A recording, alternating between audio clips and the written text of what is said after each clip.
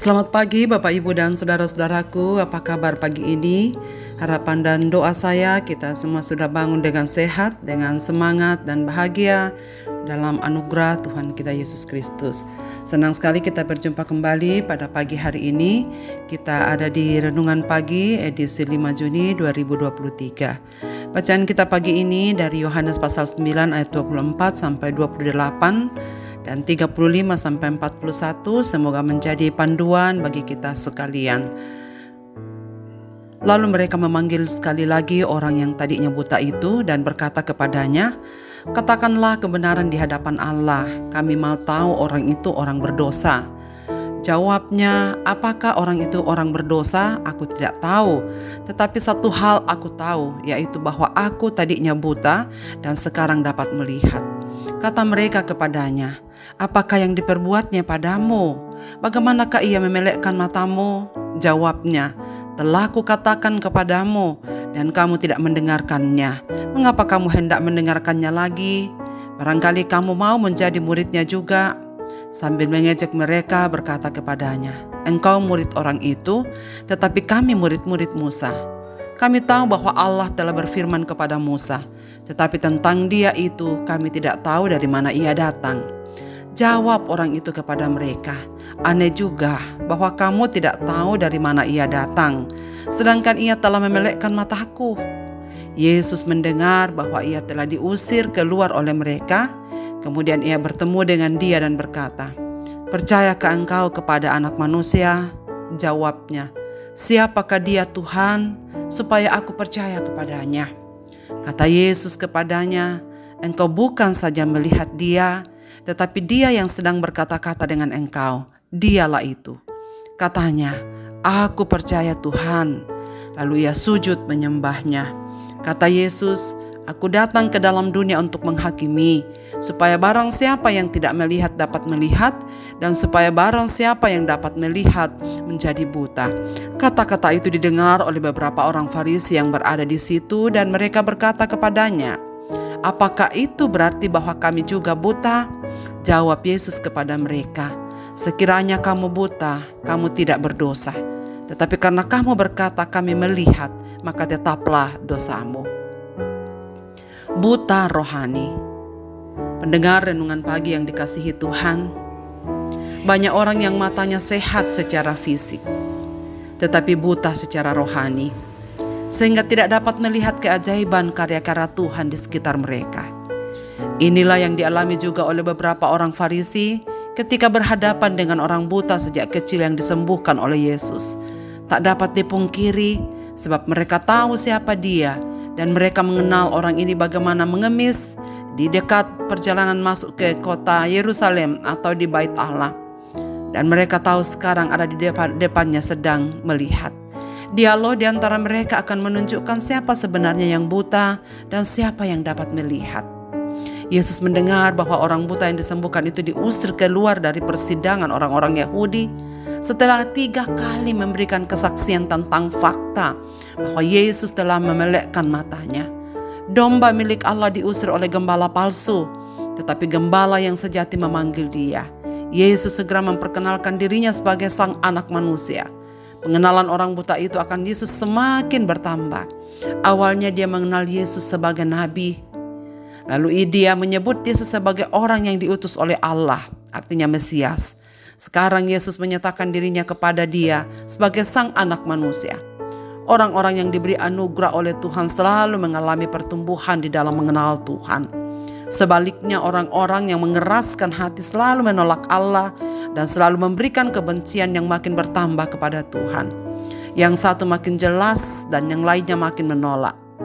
Fakta telah berbicara, yaitu mata buta itu telah sembuh sehingga dapat melihat. Hal ini mendapat dukungan dari para saksi mata. Namun para pemimpin agama itu tetap saja tidak mau percaya bahwa orang itu tadinya buta dan Yesus telah menyembuhkan dia. Mereka sebaliknya menuduh Yesus sebagai pelanggar hari Sabat dan orang berdosa karena tidak taat kepada hukum Taurat. Akibatnya mereka sulit untuk menerima kesaksian orang buta yang telah sembuh itu, dan sulit juga untuk percaya bahwa Yesus berasal dari Allah. Pengakuan mereka sebagai murid-murid Musa dan tahu banyak tentang kitab suci tidak terlihat dalam iman mereka. Karena Musa dan kitab suci jelas memberi kesaksian tentang Kristus. Pendengar renungan pagi yang dikasihi Tuhan, berbeda dengan para pemuka agama, orang buta itu tentu lebih sedikit pengetahuannya tentang kitab suci. Namun ia tahu betul bahwa perubahan ajaib yang telah terjadi atas dirinya. Ia juga tahu betul dan berani bersaksi bahwa Yesus berasal dari Allah dan melakukan kehendak-Nya. Kesaksian ini menyebabkan dia dikucilkan. Meski demikian, Yesus menyambut dia dan menawarkan keselamatan agar ia menerima kesembuhan fisik maupun kesembuhan rohani. Dan banyak orang dapat mengalami kesembuhan fisik tetapi tidak mengalami kesembuhan rohani. Sebaliknya, kesembuhan rohani akan membuat orang itu tetap memandang kepada Tuhan meskipun kesembuhan fisik lambat laun baru dapat dialaminya. Atau bahkan sampai matinya, kesembuhan fisik yang diinginkan tidak terjadi, tetapi kemudian Tuhan membawa dia masuk hadirat-Nya dalam keadaannya. Bukan lagi hanya mengenal Yesus sebagai seorang nabi, tetapi percaya kepada Dia sebagai anak manusia. Ini kontras dengan orang Farisi yang buta secara rohani, sehingga ia tidak bisa melihat perbuatan-perbuatan yang dibuat Allah bagi umat manusia, sehingga akan binasa di dalam dosa mereka dan ketidakpercayaannya. Saudara-saudaraku, kebenaran dan karya Allah yang ajaib telah dinyatakan melalui orang buta itu, dan bagaimanakah respon kita? Kita yang percaya akan mengalami keajaiban Tuhan terjadi dalam hidup kita. Dunia menolak Dia. Dunia menolak kita karena iman dan Injil. Tetapi Tuhan selalu menyertai kita. Karena itu saudara-saudaraku, apapun yang pergumulan yang sedang kita hadapi sekarang, percayalah Yesus sanggup menyembuhkan kita secara fisik maupun dapat menyembuhkan kita secara rohani. Apakah kita mau menerima Dia? Percaya sepenuhnya kepadanya. Marilah kita berdoa.